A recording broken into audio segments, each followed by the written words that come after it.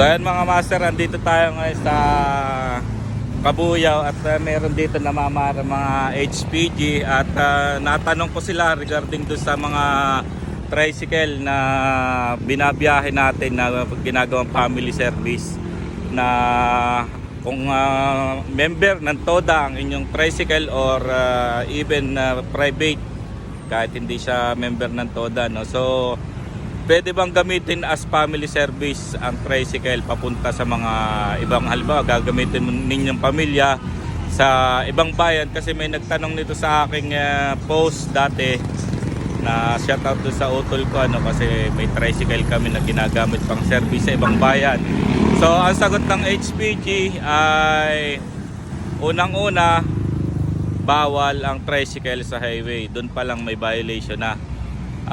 Discretion na lang daw ng mga nanghuhuli kung titikitan. Kumbaga konsiderasyon, yun nga, sabi ko nga sa ibang video ko na depende kung paano tayo makipag-usap at nasa nanghuhuli na kung pagbibigyan kayo o hindi. So sa mga may masisita na gamit ang tricycle as family service, nagagamit ng highway, ano, unang-una bawal daw ang tricycle sa national highway, at lalong-lalo na kung ito ay gagamitin yung family service papuntang iba't ibang bayan, lalo na kung malayo, ano.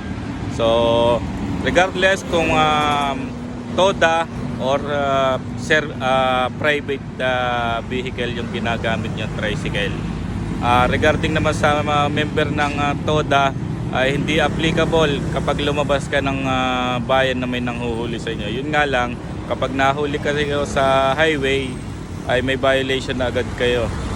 So yun, sana malinaw mga master, at nandito ang ating mga kapulisan, mga HPG yan, natanong ko sila. Okay.